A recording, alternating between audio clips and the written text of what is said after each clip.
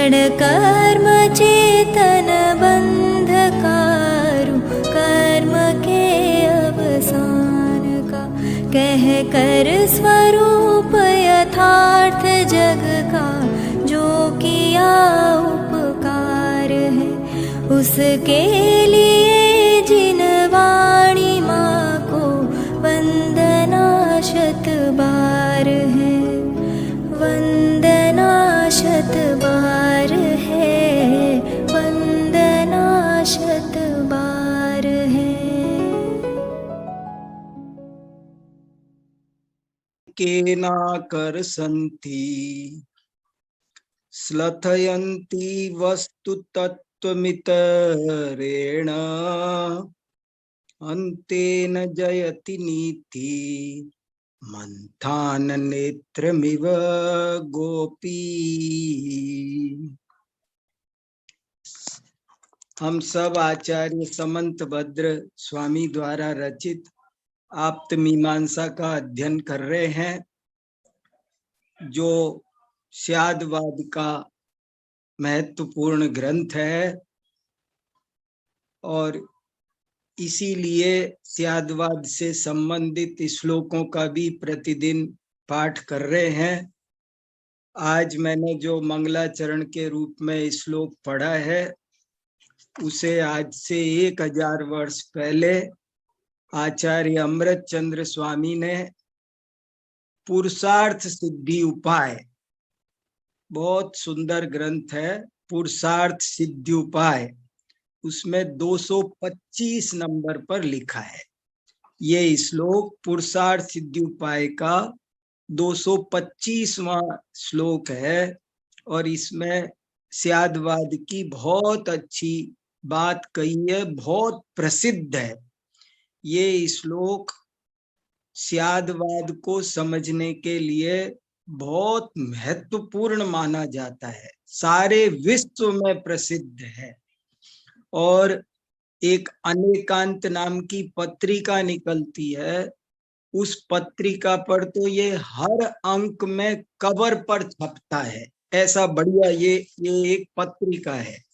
ये अनेकांत नाम की पत्रिका है, और उसमें ये चित्र सहित ये चित्र बना हुआ है, और नीचे वो श्लोक छपा हुआ है। इसका अर्थ आपको पहले बताता हूं। इसका अर्थ ये है कि जैन नीति अनेकांतात्मक होती है। जैन नीति, जैनों का दृष्टिकोण, जैनों की शैली, जैनों की प्रतिपादन कला, वो अनेकांतात्मक होती है। मुख्य गौण व्यवस्था से वो सब कुछ स्वीकार करती है। वस्तु के परस्पर विरुद्ध धर्मों को मुख्य गौण की नीति से स्वीकार करती है। तो उसके लिए एक उदाहरण दिया कि जैसे कोई ग्वालिनी दही को मथती है, तो रस्सी के एक छोर को ढीला छोड़ती है और दूसरे को खींचती है, और ऐसा करते करते वे उस दही में से मक्खन निकाल लेती है। ठीक ऐसी ही जैन नीति है, ये इस श्लोक का अर्थ है। और ये जो चित्र बनाया है, वो चित्र यही बता रहा है।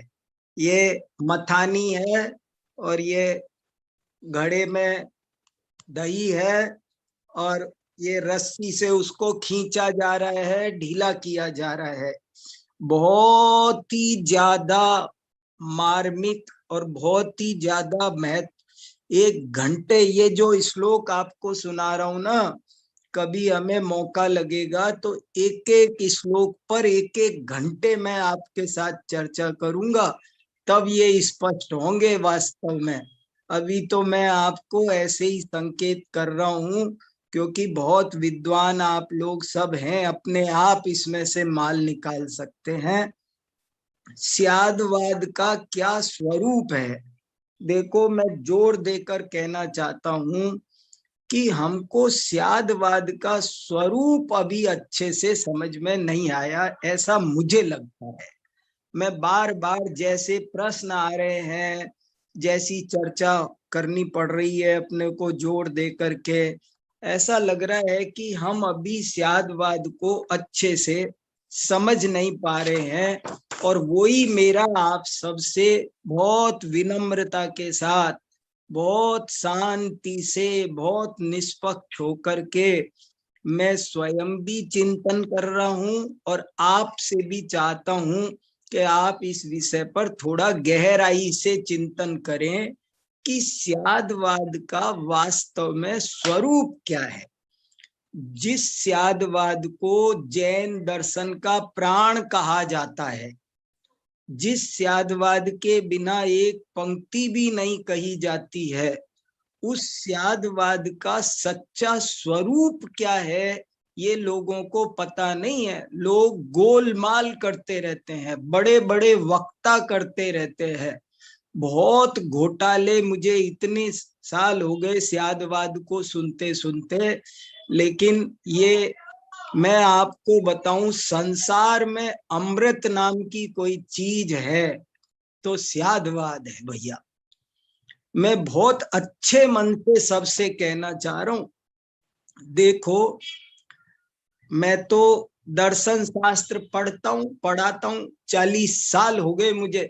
दुनिया भर की फिलॉसफीज यहाँ दिल्ली यूनिवर्सिटी में बैठ करके पढ़ रहा हूँ, पढ़ा रहा हूँ। रोजाना बड़े बड़े धुरंधर दार्शनिकों को सुन रहा हूँ, सारे दर्शनों को देख रहा हूँ। और मैं आपको एक बात बताता हूँ, मैं जब से पढ़, तो हम 79 से रहे फिलॉसफी, लेकिन मैं तभी ऐसा सोचता था 82, 83 में, 84 में, तो मैं ये सोचने लगा था कि लगता है मैं कभी भी फिलॉसफी समझ नहीं पाऊंगा। मुझे विश्वास हो गया था कि मैं दर्शन शास्त्र समझ नहीं पाऊंगा।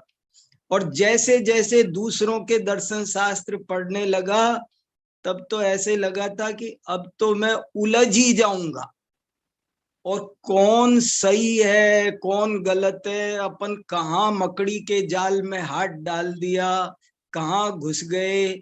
इससे बढ़िया तो अपन आज्ञा प्रधानी रह लेते, ऐसे ही अपने ठीक है जो अपने को बता दिया, हमारे गुरुजी ने जो बता दिया मान लो, जिंदगी काट लो, ये ऐसे ही रह लेते। ऐसे मैं सोचा करता था कि ये अपन सारे दर्शनों में कौन कहाँ क्या कह रहा है, अपन तो कभी समझ ही नहीं पाएंगे। कि ऐसे मैं बहुत सोचने लगा था। और मैं आपको सच बता रहा हूं, मुझे अगर किसी ने परम सुखी किया है, निर्भर किया है, और आज मैं सारे दर्शनों को जैसा मैं समझ सका हूं, मैं सबके साथ बात कर सकता हूं, और वो सब स्यादवाद की कृपा है। मुझे जो अमृत मिला है, जो आनंद आया है, जो निर्भर मैं हो गया हूं, जो सुलझ जो मैं गया हूं, अब आप कोई भी बात करो, मैं बहुत आराम से किसी के भी साथ, आज भी बैठा था एक धुरंधर मीमांसक के साथ में, कल भी बैठा था मैं आए दिन घंटे 2 घंटे दूसरों के साथ बैठा रहता हूँ, और खूब शांति से सबकी बातें सुनता हूँ, और मुझे कहीं कोई कंटाला नहीं छूटता, कोई परेशानी नहीं आती। सो सब स्यादवाद की कृपा है। और ये बहुत गजब का, बहुत उच्च कोटि का सिद्धांत है, लेकिन इसको ठीक से समझने वाले, समझाने वाले बहुत कम पाए जाते हैं, ऐसा मेरा अनुभव है। अभी भी कई लोगों ने ये प्रश्न पूछा है, 2 लोगों का एक प्रश्न मेरे पास आया है कि साहब ये स्यादवाद की जो आप ये प्रैक्टिस करा रहे हो, ये प्रैक्टिस क्या इतनी जरूरी है क्या? आप इतनी हर क्लास, अभी 2-3 क्लास तो अपनी इसी पे चल रही है ना, सिद्ध भगवान पूर्ण निराकुल है क्या, ऊर्ध्वगामी है क्या, अभव्य को सम्यक दर्शन हो सकता है क्या, अग्नि गर्म होती है क्या, अपन इन इन बोले इतने प्रैक्टिकल करना क्या जरूरी है? लेकिन भैया बहुत जरूरी है। इतने नहीं, अभी 10 गुने और करना जरूरी है। देखो, गणित के सिद्धांत सीख लेना आसान काम है, लेकिन जब गणित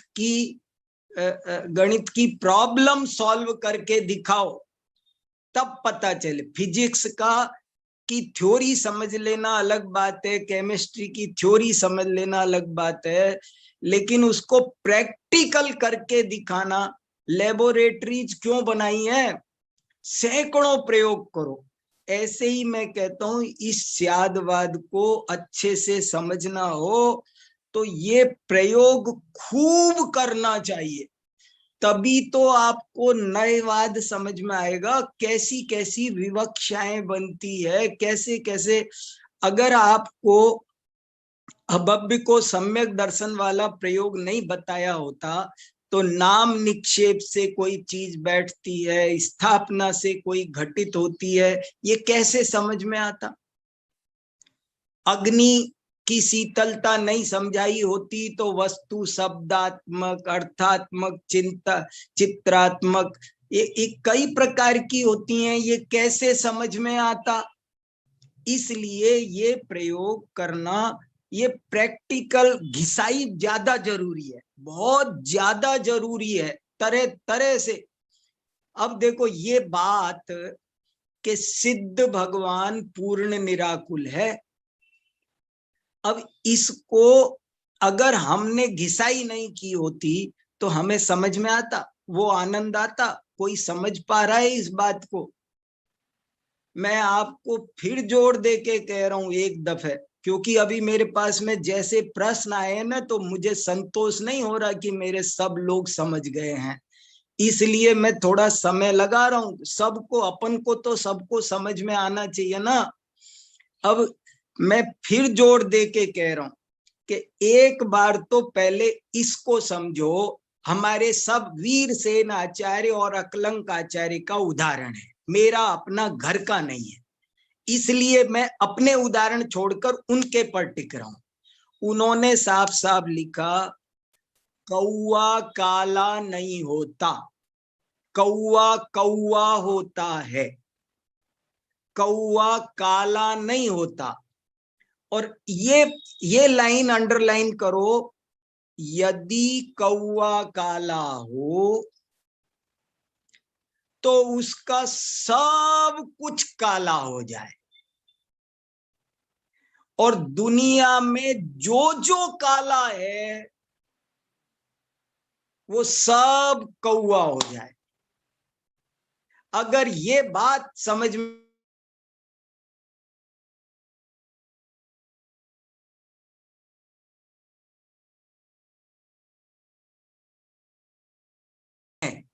तो वो सुख गुण की अपेक्षा निराकुल हैं, ज्ञान गुण की अपेक्षा से तो वे केवल ज्ञानी हैं, दूसरे गुणों की अपेक्षा से तो वे दूसरे हैं। ये देखो, स्यात लगा के नहीं समझ में आ रहा हो ना तो सर्वथा लगा के समझो। आप एक बार सर्वथा का दुष्प्रभाव देखो।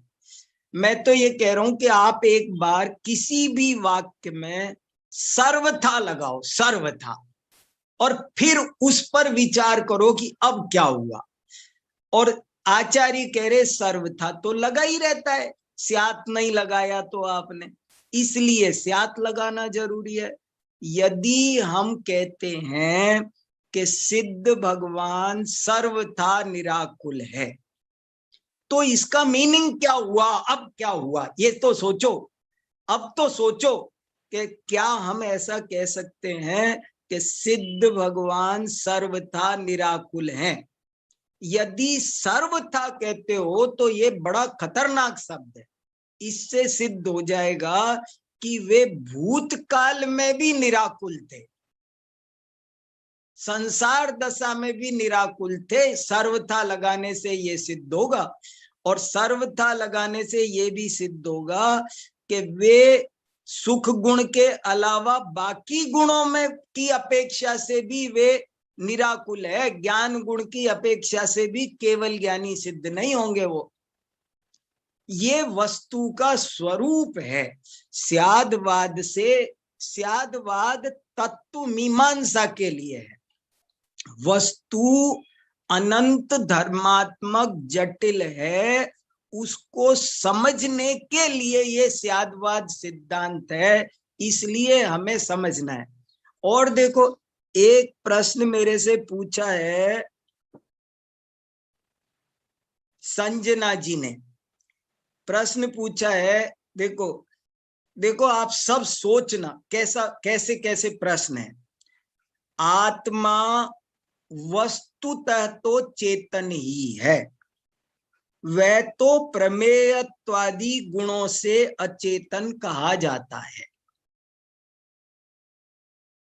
अब आप सोचो कैसे बात बने, माने वो प्रमेयत्वादि गुणों से अचेतन कहा जाता है, तो कहा मतलब वो झूठ कहा जाता है नहीं, प्रमेयत्वादि गुण नहीं है, या प्रमेयत्व गुण की आदि गुणों की अपेक्षा वो अचेतन है नहीं। क्या क्या चाहते हैं आप कैसा वस्तु स्वरूप समझ रहे हैं? वस्तु स्वरूप को समझने के लिए ये माने हमें क्या लगता है, वो तो एक, मैंने बहुतों को देख लिया, बहुत सारे प्रश्न, मैं तो सारे प्रश्न रख भी नहीं रहा आपके पास में, कोई रख रहा हूं जिससे सबको फायदा हो, कि ऐसा ही लगता रहता है कि ऐसा है और वैसा तो कहा जाता है, माने उसको तो ऐसे ही हवा में उड़ा देते हैं। अब यही तो बहुत गलत बात हो रही है, और यही एकांतवाद है। जब हम अपर पक्ष को हवा में उड़ा देते हैं तो उसी का नाम एकांतवाद है। इसलिए हमको बहुत अच्छे से इन चीजों को, क्या वस्तु का स्वरूप है, वो समझना जरूरी है। ये चर्चा हमारी गहराई से चल रही है और इसीलिए मैं इसकी प्रैक्टिस करा रहा हूं कि ये प्रैक्टिस हो जाए। एक और प्रश्न आया है कि जो स्यादवादी है क्या वही यथार्थवादी हो सकता है? अब ये तो चर्चा हमारी शुरू में जब सर्वज्ञ सिद्धि का प्रकरण आया 8वीं 9, तब खूब विस्तार से हुई थी। अब आप ही सोचो, जो स्यादवादी है वही यथार्थवादी हो सकता है, क्योंकि वस्तु अनेकांतात्मक है। वस्तु अनेकांतात्मक होने के कारण और वाणी एक साथ सब धर्मों को न कह सकने की योग्यता वाली होने के कारण स्यादवादी होगा, वही यथार्थवादी होगा। आप्त मीमांसा की जान है स्यादवाद, और पूरी वीतरागता और सर्वज्ञता की सिद्धि का आधार है। देखो, हमारी चर्चा यहां से शुरू हुई थी, बहुत अच्छी बात है। भाई साहब कुछ कह रहे हैं, डॉक्टर राकेश जी, हम चर्चा करेंगे। देखो, वो भी आज कुछ अच्छी बात सुनाएंगे हमको। देखो, हमारी चर्चा यहां से शुरू हुई, आप्त का निर्णय करने के लिए आप्त मीमांसा लिखी गई है, और आप्त के दो मुख्य गुण, वीतरागता और सर्वज्ञता, और उन्होंने कहा वीतरागता और सर्वज्ञता जैसे आंतरिक गुणों को हम उनकी वाणी से जान सकते हैं, हम उनकी वाणी से जान सकते हैं। क्यों? क्योंकि झूठ बोलने के दो ही कारण होते हैं, या तो राग द्वेष या अज्ञान, तीसरा कोई कारण होता नहीं। इसलिए जो वीतराग सर्वज्ञ होगा वो गारंटी से सत्यवादी होगा। जो झूठ बोलता है, जो झूठ बोलता है वो या तो रागी द्वेषी होगा या अज्ञानी होगा। ऐसा नहीं हो सकता कि झूठ भी बोलता हो और कहे मैं रागी द्वेषी नहीं हूं, मैं अज्ञानी नहीं हूं, ऐसा नहीं हो सकता। झूठ बोलने वाला 100%, ये नियम है, कोई कहे मैं तो मजाक में बोल रहा हूं, तो मजाक भी राग द्वेषी है ना। मजाक भी, मैंने तो मजाक में झूठ बोला था, तो मजाक भी कौन करेगा? जो रागी। झूठ वही बोल सकता है, देखो ये सिद्धांत है, सूत्र वचन है। झूठ वही बोल सकता है जो रागी द्वेषी अज्ञानी हो। इसलिए जो सत्यवादी होना जरूरी है, वीतराग सर्वज्ञ को सत्यवादी होना जरूरी है। अब प्रश्न आया सत्यवादी कौन है? तो उन्होंने कहा जितने भी एकांतवादी हैं वे मिथ्यावादी हैं और स्यादवादी सत्यवादी है। यहां आके बात टिकी। ये था बहुत जबरदस्त टर्निंग पॉइंट कि जो यथार्थवादी होगा, यथार्थवादी कहो सत्यवादी कहो, वो स्यादवादी ही होगा। जो स्यादवादी नहीं है वो सत्यवादी नहीं हो सकता, क्योंकि वस्तु में परस्पर विरोधी दो धर्म रहते हैं, वे दोनों एक साथ कहने में नहीं आते हैं। उनको कहने के लिए उनको स्यात लगा करके ही कहा जा सकता है, मुख्य गौण करके ही कहा जा सकता है। ये खास बात है इसमें। तो इस तरह की ये चर्चा है और बहुत महत्वपूर्ण है। आप बहुत सारे प्रयोग कर करके देखो, तब ये सब चीजें अच्छे से खुलेंगी।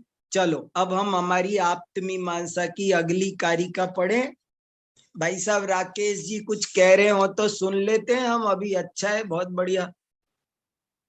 संदेश जी देखो जरा, राकेश जी भाई साहब जुड़े आज हमारे साथ, अच्छे सौभाग्य की बात है भैया, वो कुछ सुना दें तो और भी अच्छा है। हाँ आदरणीय राकेश जी हमारे साथ जुड़े हैं, लेकिन उनका माइक कनेक्ट नहीं है। तो कोई बात नहीं, तब तक हम पढ़ लेते हैं। हमने सोचा कि अपन लास्ट में तो बात करते ही हैं, लेकिन मैंने सोचा वो कुछ उन्होंने कुछ 2 मैसेज भेजे भी थे, पर मैं पढ़ नहीं सका उनको क्या पूछ रहे थे वो। कोई बात नहीं, माइक कनेक्ट नहीं है। हाँ कोई बात नहीं। चलो अपन अगली कारिका पढ़ते हैं। बहुत अच्छी अच्छी कारिकाएं चल रही है, बहुत अच्छा प्रकरण चल रहा है। देखो कारिका नंबर 52 हमने कल पढ़ रहे थे, वो पढ़ते हैं। अहेतुकत्वात् नासस्य हिंसा हेतुर्न हिंसकः चित्त संतति नासश्च मोक्षो नाष्टांग हेतुकः। अहेतुकत्वात् नासस्य, देखो बौद्ध दर्शन की फिलॉसफी भी समझना जरूरी है, तभी ये सब बातें आएंगी। इसीलिए मैं बार बार बता रहा हूं कि सर्वथा क्षणिक, और सर्वथा क्षणिक मानने के कारण पहले मुद्दा उठा था कि वो अवाच्य सिद्ध होता है और अवाच्य भी सिद्ध नहीं होता है। पहले का अवाच्य सिद्ध होता है, फिर का अवाच्य भी वास्तव में सिद्ध नहीं होता है, क्योंकि किसी को अवाच्य होने के लिए भी होना तो चाहिए ना। कोई अवाच्य है तो अवाच्य के लिए भी होना तो चाहिए ना, अथवा अवाच्य को भी अवाच्य शब्द से तो कहा जा रहा है ना। तो और दूसरी बात आई कि वो ऐसा एक नई बात वो मानते हैं, वो कहते हैं नष्ट होना तो वस्तु का स्वभाव है, नष्ट होने का कोई कारण नहीं है। नष्ट तो वस्तु पल पल होती ही रहती है, नष्ट होने के लिए कुछ नहीं चाहिए। प्रति समय नष्ट होना ये प्रत्येक वस्तु का स्वभाव है, इसलिए नष्ट होने के लिए कोई कारण नहीं होता है, उत्पाद के लिए कारण होता है। अब देखो यहाँ एक बहुत खास बात उन्होंने पैदा कर दी, और जैसा मैंने कल एक उदाहरण दिया, वो ऐसा मानते हैं कि जैसे किसी ने डंडा मार करके घड़े को फोड़ा, तो वो कह रहे हैं ये जो डंडा है वो घट के नाश का कारण है, ऐसा कहना गलत है, क्योंकि नाश तो वस्तु का स्वभाव है। वो डंडे ने नाश नहीं किया। तो क्या कहें कि डंडे ने कपाल का उत्पाद किया। ये देखो, उत्पाद को अलग मान रहे हैं, व्यय को अलग मान, और यही बहुत बड़ी फिलॉसफी में बात पैदा हो रही है कि क्या ऐसा है व्यय का तो कारण नहीं हो और उत्पाद का कारण हो। इस पर अब चर्चा चलेगी। अहेतुकत्वात् नाशस्य हिंसा हेतुर्न हिंसकः चित्त संतति नाशश्च मोक्षो नाष्टांग हेतुकः। नाश अहेतुक होने के कारण, माने आपकी फिलॉसफी के अनुसार नाश अहेतुक है, इसलिए जो भी हिंसा का हेतु होगा उसे हिंसक नहीं कहा जाएगा, क्योंकि मरना तो वस्तु का स्वभाव है। किसी ने मारा, मान लो किसी को बंदूक ने मारा, किसी को किसी व्यक्ति ने मारा, तो बंदूक को कारण नहीं माना जा सकता मृत्यु का, किसी व्यक्ति को कारण नहीं माना जा सकता, क्योंकि नाश तो वस्तु का आपके अनुसार धर्म है। और चित्त संतति नाशश्च, चित्त माने आत्मा, आत्मा की संतति माने परंपरा, चित्त माने चेतना, चेतना की परंपरा को ही बौद्ध दर्शन में आत्मा माना है। और चित्त संतति नाश, उस आत्मा का नाश, बौद्ध दर्शन इसीलिए अनात्मवादी कहा जाता है। बौद्ध दर्शन इसीलिए मोक्ष में आत्मा का सर्वथा नाश मानता है। बौद्धों का कहना है कि जैसे दीपक बुझ जाता है, प्रदीप निर्वाण कल्पम, जैसे दीपक बुझ जाता है, ऐसे ही जब ये आत्मा की परंपरा नष्ट हो जाती है तो उसी को मोक्ष कहते हैं। तो उनसे कहा जा रहा है कि यदि ऐसा है तो जो आपने मोक्ष के लिए अष्टांग हेतु बताए थे, जिनको मैंने कल बताया कि मोक्ष जो अष्टांग हेतु का सम्यक समाधि, सम्यक दृष्टि, सम्यक आजीव, सम्यक कर्म, ये जो 8 अंग आपने मोक्ष के साधन बताए, वो साधन मोक्ष के कहाँ बचे, क्योंकि मोक्ष तो आत्मा के नाश का नाम है और नाश तो अहेतुक है, नाश का तो कोई हेतु होता ही नहीं है। ये हमने 52वीं कारिका कल पढ़ी। अब कारिका नंबर 53 पढ़ते हैं। विरूप कार्यारंभाय यदि हेतु समागमः आश्रयिभ्यामनोन्योऽसौ अविशेषादयुक्तवात्। विरूप कार्यारंभाय, विरूप, विरूप माने विसदृश। एक तो होता है स्वरूप, जैसा पहले रूप था वैसा ही उत्तरवर्ती पर्याय का हो तो उसे स्वरूप कहते। जैसे केवल ज्ञान के बाद केवल ज्ञान ही आता है तो ये स्वरूप कार्य है। लेकिन एक मिथ्या दर्शन की पर्याय के बाद एकदम सम्यक दर्शन आया तो ये विरूप कार्य है। विरूप कार्य का मतलब है जिसमें वास्तव में बड़ा चेंज आया है। उनका कहना क्या चाहते हैं, उनका कहना है वैसे तो हर पल वस्तु नष्ट हो रही है, हर पल नष्ट हो, वो घड़ा घट वैसे तो प्रति समय नष्ट हो रहा है, नया घट, हर समय नया नया घट उत्पन्न हो रहा है, पुराना पुराना घट नष्ट हो रहा है। लेकिन जब वो घट टूट करके कपाल बनेगा तो इसका नाम होगा विरूप कार्य, बड़ा बड़ा परिवर्तन आना। विरूप कार्य का मतलब है बड़ा परिवर्तन आना। तो बड़ी बड़े परिवर्तन में हेतु चाहिए। देखो क्या नई बात क्या आई पिछली कारिका से इसमें। पिछली कारिका में तो कहा था कि नाश का कोई कारण नहीं है, और अब इस कारिका में कहा कि उत्पाद का भी जब कोई बड़ा उत्पाद हो, बहुत बड़ा चेंज हो, तो ही हेतु चाहिए। और जो जनरल उत्पाद है, समान समान उत्पाद है, वो भी अपने आप होता रहता है, उसके लिए भी कोई कार्य नहीं चाहिए। तो देखो उनकी बात में भी परस्पर विरोध आ गया। विरूप कार्यारंभाय, विरूप कार्य की उत्पत्ति के लिए, विरूप कार्य का आरंभ प्रारंभ करने के लिए यदि हेतु का समागम माना जाए तो आश्रयीभ्याम, आश्रयीभ्याम, आश्रयीभ्याम माने पहले जो पर्याय थी, पहले जो आत्मा थी और बाद में जो एक आत्मा उत्पाद वाली और एक आत्मा नष्ट व्यय वाली, ये दोनों आश्रयी हैं। उत्पाद व्यय आश्रय हैं, और जो उत्पाद व्यय कर रहा है वो चित्त, चित्त संतति या आत्मा, वो आश्रयी है। तो वो आश्रयी से आश्रय अनन्य सिद्ध होता है भैया, अनन्य, वो अलग सिद्ध नहीं होता है, वे अविशेष है, उनमें पृथकता नहीं है, वे भेद नहीं है, इसलिए ये घटना भी नहीं सिद्ध होगी। दरअसल जो जो घट का नाश है वो ही कपाल का उत्पाद है।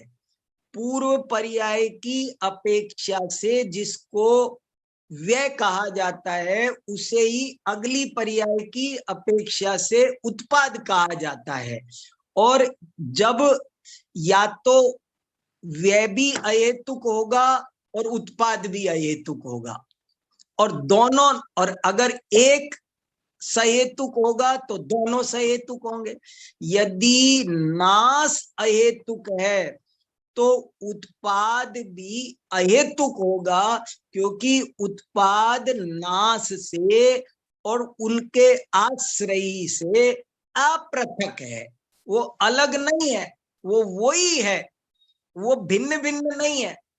और फिर विसदृश कारिका कैसे किया, और इस कारिका के साथ अगली जुड़ी हुई है, इसलिए उसको जोड़ करके पढ़ते हैं तब इनका थोड़ा और खुलासा होगा। कारिका नंबर 54। स्कंदा संततयश्चैव संवृत्तित्वाद संस्कृतः स्थित्युत्पत्ति व्ययास्तेषां न स्यूखर विषाणवत्। स्कंदः, बौद्ध लोग स्कंद भी मानते हैं 5 प्रकार के। 5 प्रकार के स्कंद जो चारवाक मानते हैं, पंचभूत, वो अलग है, वो तो पृथ्वी जल अग्नि, वो अलग स्कंद है। ये बौद्ध दर्शन में 5 स्कंद, रूप, रूप, वेदना, संज्ञा, संस्कार और एक और है, ये 5 स्कंद बौद्ध दर्शन में माने हैं। तो वो स्कंद भी वास्तव में बनते नहीं, एक विज्ञान का स्कंद है, ज्ञान की जो परंपरा है वो विज्ञान स्कंद है। लेकिन वो कह रहे कि विज्ञान, जब तुम पल पल नष्ट होने वाला मानते हो तो वो संतति स्कंद बनती नहीं है। तो क्या बनती है तुम्हारी भाषा में, कि वो संवृत्ति है। संवृत्ति माने कल्पना है, काल्पनिक है। संवृत्ति उनका वैसा शब्द है जैसा हमारे यहाँ व्यवहार है, बोले उपचार है, वो तो काल्पनिक है। वो काल्पनिक होने से वो बनता नहीं है। स्कंदः संततयः, संततयः प्रथमा विभक्ति बहुवचन, स्कंद और संतति ये दोनों ही संवृत्तित्वात्, संवृत्ति माने काल्पनिक होने के कारण, संवृत्तित्वात् ये हेतु है पंचमी, असंस्कृतः, इसलिए ये अपरमार्थ भूत है। संस्कृत माने परमार्थ और असंस्कृत माने अपरमार्थ, मिथ्या, और स्थिति उत्पत्ति व्ययातेसाम, जब वो स्कंद ही अपारमार्थ भूत हैं, काल्पनिक हैं, वास्तविक नहीं है, तो उन स्कंदों में होने वाला उत्पाद व्यय द्रव्य, ये तीनों ही, ये भी खर विषाणवत, ये ना स्युः, स्युः क्या है, ये विधि लिंग लकार का प्रथमा विभक्ति का बहुवचन, ऐसे सिद्ध होंगे होंगे। स्थिति उत्पत्ति और व्यय ये तीनों खर विषाण के समान सिद्ध होंगे, यानी क्षणिकवाद में न स्कंद बनेंगे, न उनकी संततियां बनेंगी, और जो आप व्यवहार चला रहे हो वो समवृत्ति कह करके चला रहे हो, जो समवृत्ति असंस्कृत है। और पिछली बार एक और चर्चा महत्वपूर्ण आई थी कि बिना मुख्यात न समवृत्ति, मुख्य के बिना समवृत्ति नहीं बनती है। मुख्य हो, देखो ये भी बड़ी बात है, मुख्य हो तो समवृत्ति हो, मुख्य ना हो तो समवृत्ति कैसे हो। अगर सिंह वास्तविक है तो सिंह की उपमा दी जा सकती है, सिंह का चित्र हो सकता है। यदि वास्तव में सिंह नहीं है तो सिंह का उपचार नहीं हो सकता। कमल अगर वास्तविक है, कमल मुख्य है, तो कमल का उपचार हो सकता है।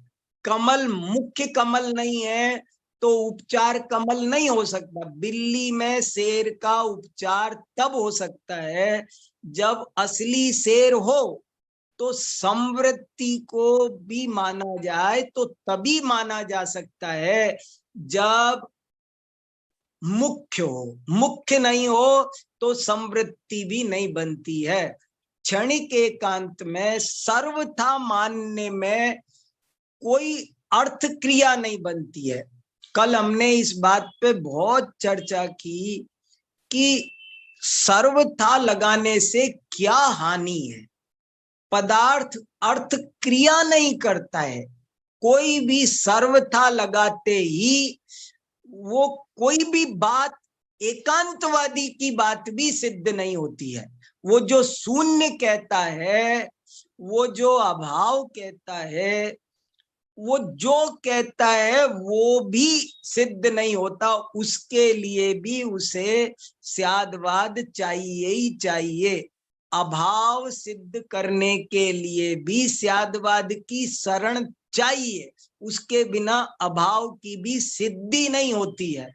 शून्यवाद को सिद्ध करने के लिए भी स्यादवाद का आश्रय चाहिए, वरना शून्यवाद की सिद्धि नहीं होती है। ये एक बड़ी बात है। पदार्थ अर्थ क्रिया नहीं कर सकता। कोई भी पदार्थ यदि अनेकांतात्मक न हो, परस्पर विरुद्ध धर्मों को धारण न करता हो, तो वो अपनी अर्थ क्रिया नहीं कर सकता। वैसे ही जैसे बहुत उदाहरण हमने देखे चित्रकला का, नाट्य कला का। नाटक का राम है या नहीं, यदि वो सर्वथा राम है तो भी वो नाटक नहीं हो सकता, और यदि वो सर्वथा राम नहीं है तो भी वो नाटक नहीं हो सकता। नाटक को नाटक होने के लिए राम होना भी चाहिए और नहीं भी होना चाहिए, तब भी नाटक अपनी अर्थ क्रिया को कर पाएगा। चित्रकला का मोर, एक पेंटिंग का मोर, वो मोर होना भी चाहिए और नहीं भी होना चाहिए। यदि वो सर्वथा मोर है तो चित्रकला का महत्व खत्म है, और यदि वो मोर नहीं है सर्वथा तो भी चित्रकला का महत्व खत्म है। कोई भी पदार्थ अर्थ क्रिया तभी कर सकता है जब वो अनेकांतात्मक हो। ऐसे हमने बहुत सारे प्रयोगों से देखा, समझा, और ये अच्छे से समझा कि बात व्यवस्थित हो रही है, बात खराब नहीं हो रही। आपको बहुतों को, किसी को ये लग रहा है कि ये तो व्यवस्था बिगड़ रही है, बिगड़ नहीं रही है, व्यवस्था बन रही है, व्यवस्था टिक रही है। बहुत अच्छा श्लोक पढ़ा ना कल, एवं तत्व व्यवस्थित्या स्वं व्यवस्थापयन् स्वयं अलंग्यम शासनम जैनम अनेकांतो व्यवस्थित। अनेकांत तत्व को भी स्थापित करता है और स्वयं को भी स्थापित करता है।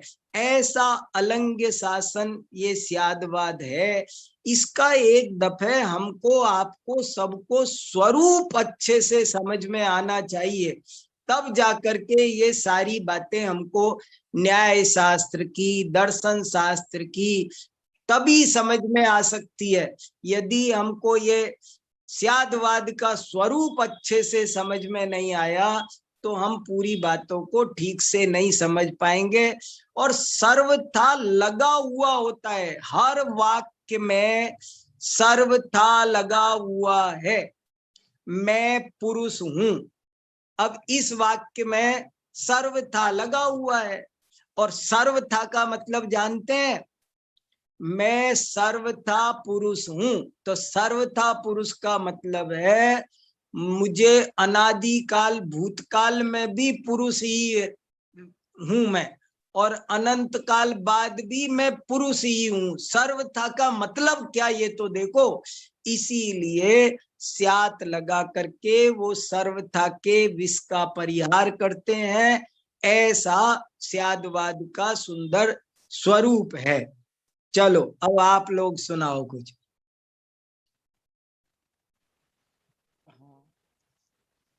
हाँ संदेश जी, देखो अब देखो भैया, क्या क्या आप लोग कहो क्या। दिनेश जी भी मेहनत कर रहे हैं। हाँ दिनेश जी बताओ आप। जय जिनेन्द्र। जय जिनेन्द्र, बताओ। हाँ, और मैं जैसे कि अभी आया कि सिद्ध भगवान जो है पूर्ण रूप से निराकुल है, तब ये हाँ बात समझ में आ गई कि ये अंडरस्टूड है उसमें कि वो ज्ञान सुख गुण की अपेक्षा से पूर्ण हाँ सुखी है। हाँ अगर ये क्या लिखा हो चाहे ना लिखा हो तो गर्भित है उसमें, मतलब ये समझना पड़ेगा कि बराबर। मेन बात ये है कि हमें उसमें गर्भित मानना पड़ेगा, ज्ञान में स्यादवाद आना पड़ेगा, हाँ चाहे वो लिखा हो चाहे ना लिखा हो। बराबर। नहीं, किस एक अपेक्षा से? बार लिख दिया ना, एक हाँ, बार लिख दिया। हमारे आचार्यों ने कहा हमारे हर कथन में स्यात लगा हुआ समझना। एक प्रश्न ऐसा भी आया है कि लोग, अब शास्त्रों में हर वाक्य में स्यात लगा हुआ तो मिलता नहीं है। मैंने कहा वो प्रैक्टिकली पॉसिबल नहीं है।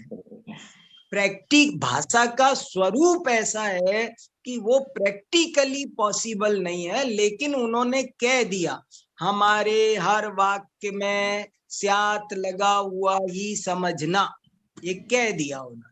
ज्ञान में सावधानी रखनी पड़ेगी, अपने ज्ञान में सावधानी बरतनी पड़ेगी। हाँ, ये खास बात है कि किस अपेक्षा से है, हमें ज्ञान में रखना पड़ेगा इस बात को। बिल्कुल बिल्कुल बिल्कुल, उसकी क्लियर हो अपेक्षा गया। समझना जरूरी है। हाँ, क्लियर हो तभी गया। मक्खन निकलेगा, हाँ, तभी उसका मक्खन निकलेगा। हाँ दीपाली जी सही कहा, अध्याहृत है वो, उसका वहां समझ लो पूर्व सूत्रों से अध्याहार कर रखा है।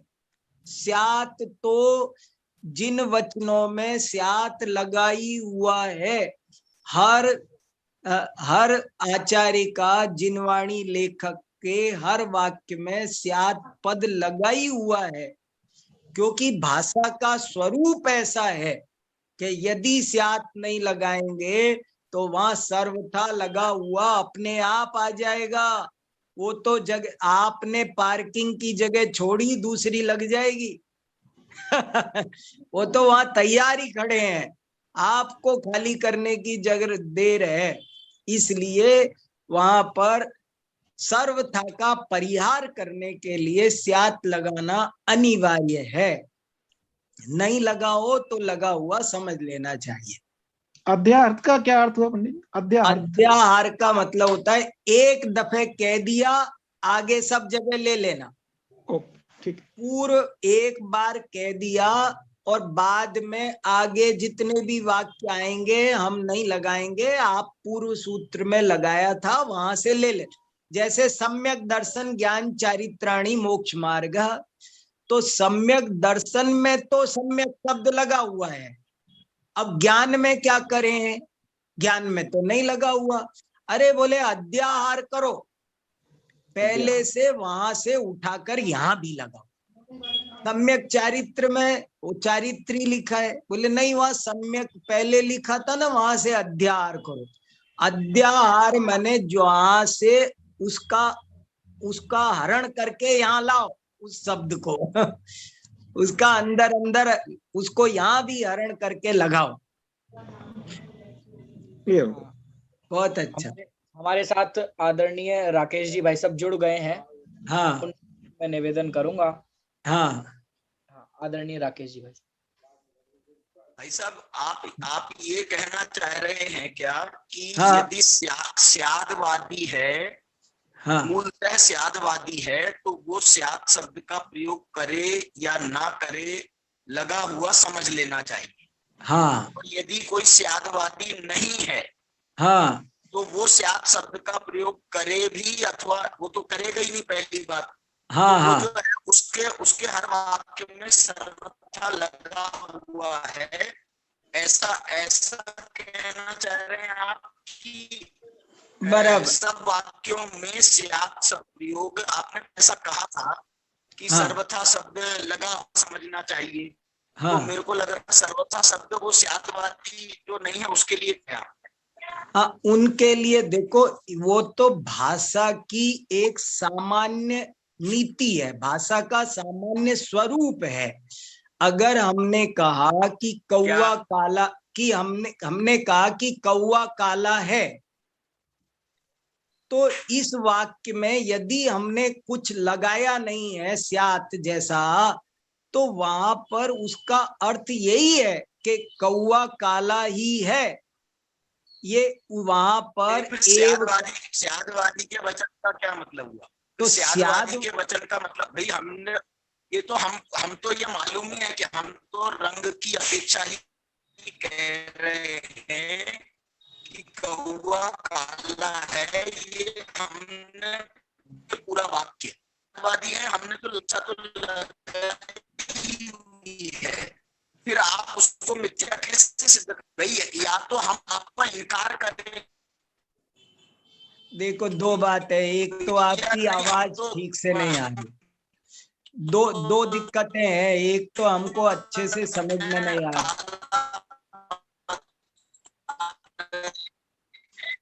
कुछ भी नहीं समझ में आ रहा। चलो आवाज बाद में बात करेंगे भाई साहब। एक तो बिल्कुल समझ में नहीं आया भाई साहब, आवाज नहीं आई।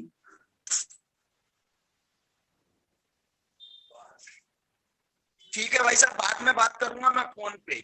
हाँ हाँ, और जितनी मेरी समझ में आई है वो मैं थोड़ी सी बताता हूँ। शायद आप ये पूछना चाह रहे हैं, ऐसा मुझे लगा कि भाई हमको कैसा पता चले कि ये कथन स्यादवादी का है या मिथ्यावादी का है। आपने तो एक कॉमन पॉलिसी बता दी कि स्यादवादी के हर कथन में स्याद नहीं भी लगा हो तो लगा समझ लेना, और मिथ्यावादी के कथन में आप ये समझ लेना कि वहां सर्वथा लगा हुआ है। मिथ्यावादी के कथन में सर्वथा लगा हुआ तो होता ही है, लेकिन वैसे भी भाषा का स्वरूप ऐसा है कि उसमें तो सर्वथा लगा ही है ना। जब आपने एक वाक्य बोला है कौवा काला होता है, तो आपने तो एक थ्योरी बना दी ना, तो उस थ्योरी में सर्वथा लगा ही रहता है, ऐसा उस भाषा का ही स्वरूप है। और उसको सही करने के लिए स्याद पद लगाया जाता है, उस सर्वथा के विष का परिहार करने के लिए स्याद पद लगाया जाता है। हाँ हाँ, और कोई भी अपना प्रश्न रखना चाहे तो रख सकता है।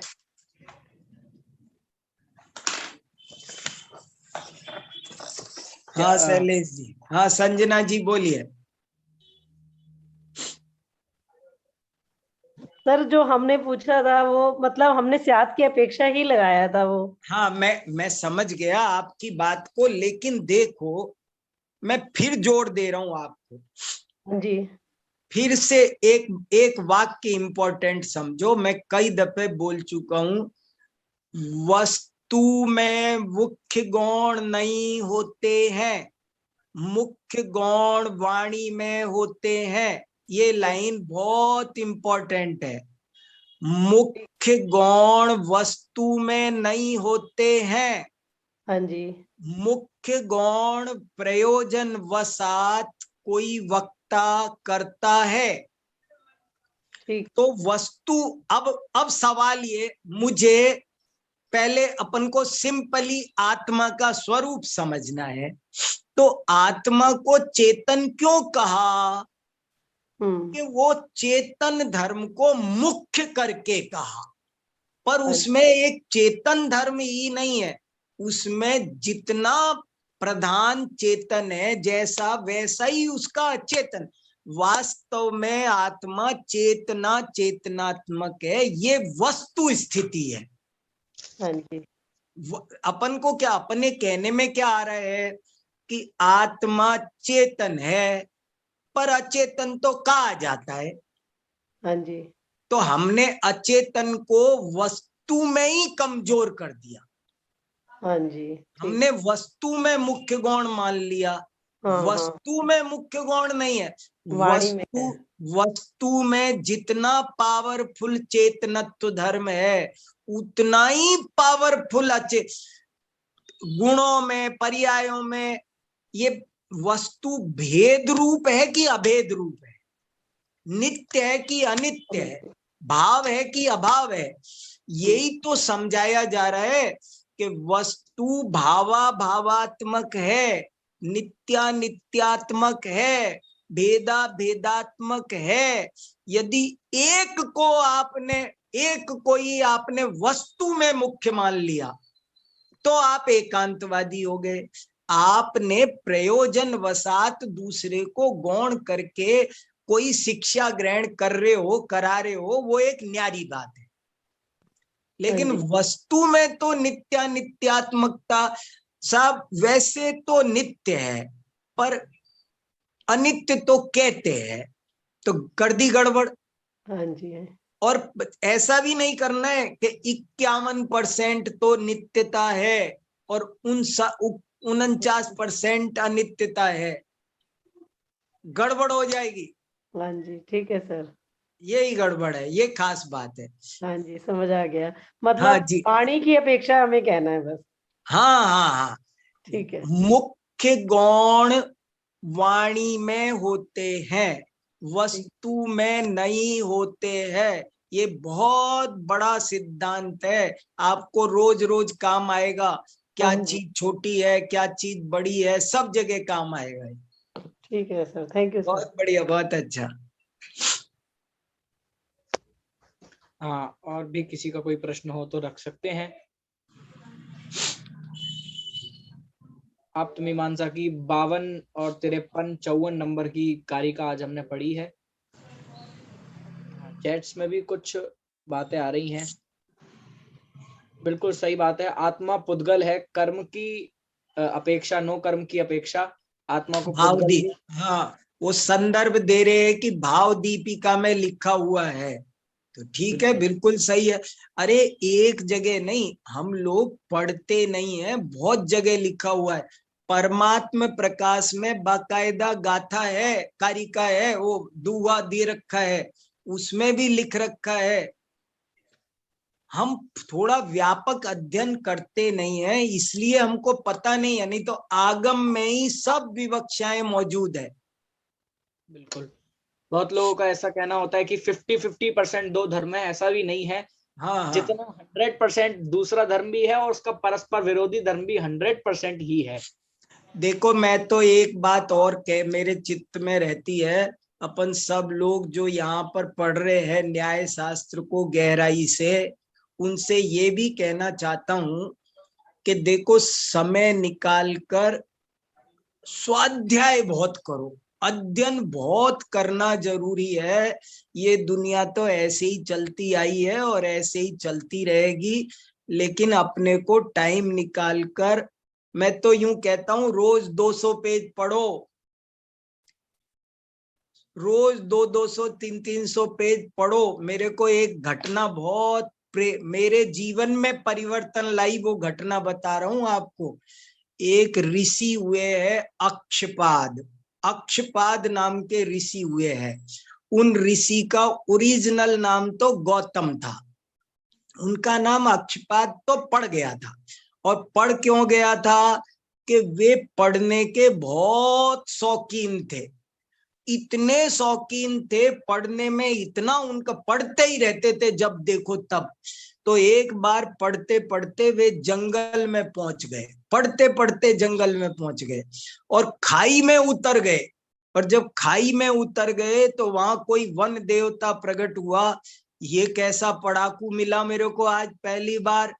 और उसने उनसे प्रसन्न होकर के कहा कि आप कोई वरदान मांगो, आज ऐसा विद्वान अध्ययनशील मिला, मेरी आंखें पवित्र हो गई, मैं धन्य हुआ आपको देख करके, आप कुछ वरदान मांगो। तो उन्होंने कहा नहीं नहीं नहीं। तो उसने कहा देखो, आप नहीं कहोगे तो मैं कुछ भी दे दूंगा फिर आपको, आप बता दो आपके काम की चीज तो ज्यादा अच्छा रहे। तो उन्होंने उत्तर दिया कि आप ऐसा करो, कुछ देना ही चाहते हो तो मेरे पैरों में 2 आंख लगा दो, ताकि चलने वलने के काम वो आ जाएगी। ये वाली आंखें तो मैं शास्त्र से नहीं हटाना चाहता, वे तो 24 घंटे पढ़ने के काम आनी चाहिए।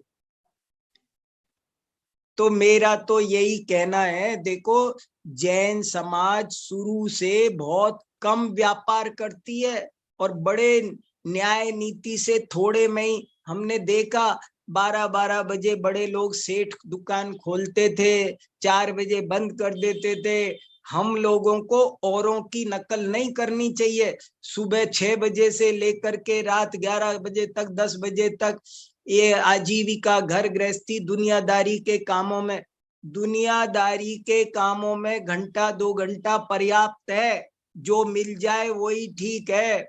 अपन जहां जैसे कहीं विकलांग होते तो पड़े रहते ना, सब गुजारा होता कि नहीं होता, और गुजारा सब हो जाएगा। लेकिन ये स्वाध्याय नहीं हो पाया, तत्व ज्ञान निर्मल नहीं हो पाया, तो ये पर्याय पूरी हो जाएगी। तत्व ज्ञान निर्मल नहीं हो पाया तो पर्याय पूरी हो जाएगी खेमचंद, है कि नहीं? बहुत खास बात है। देखो भैया, स्वाध्याय अध्ययनशील होंगे ना तब ये सब चीजें समझ में आएगी। हाँ, आदरणीय खेमचंद जी भाई साहब भी हमारे बीच में है, वे भी कुछ बिल्कुल हाँ, सही सही बात है, बिल्कुल। हाँ, और मैं यहाँ पे एक बात कहना चाहता हूँ हाँ, कि जो 363 मत मारीच ने चलाए ऐसा कहते हैं, हाँ, और जब मैंने पहली बार 363 मतों के नाम पढ़े हाँ, तो मुझे लगने लगा कि अरे ये सब बातें तो अपन भी मानते हैं। हाँ, लेकिन बाद में ये बात अपने को समझ में आई कि अपन उसको स्यात मानते हैं ये और वो उसे सर्वथा मानता है। हाँ, तो हाँ, सर्वथा मानने पर वही सब बातें मिथ्या मत में शामिल हो जाती है, और वाह, स्यात मानने पर वही सब बातें जैन दर्शन की हो जाती है। वाह, बहुत बढ़िया, बहुत बढ़िया, बहुत अच्छा। यही तो मैंने सबसे पहले कहा था कि मुझे लगता था कि मैं कभी फिलॉसफी समझ नहीं पाऊंगा। मैं कहाँ हाथ डाल दिया मैंने, मैं ये दर्शन शास्त्र में। और मुझे मेरे कई दोस्तों ने कहा कि दर्शन में तो उलझन ही उलझन है, कभी सुलझ ही नहीं पाओगे। अगर मुझे ये स्यादवाद का अमृत नहीं मिला होता तो सब देखता हूं, मैं सारे दार्शनिकों को देखता हूं और मैं सबको बहुत समझाता हूं कि ये एक चीज समझ लो तो सब सुलझ जाओगा, कोई दिक्कत नहीं आएगी। बहुत बढ़िया, सही बात है। सट्टावश्यक विद्यार्थी के जरूरी है रोजाना पालना। चलो, समय हुआ आज का।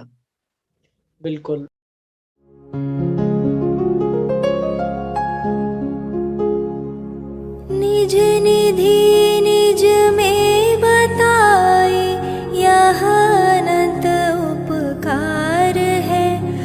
जिसके लिए जिन वाणी माँ को वंदना शत बार है, वंदना शत बार है, वंदना शत बार है।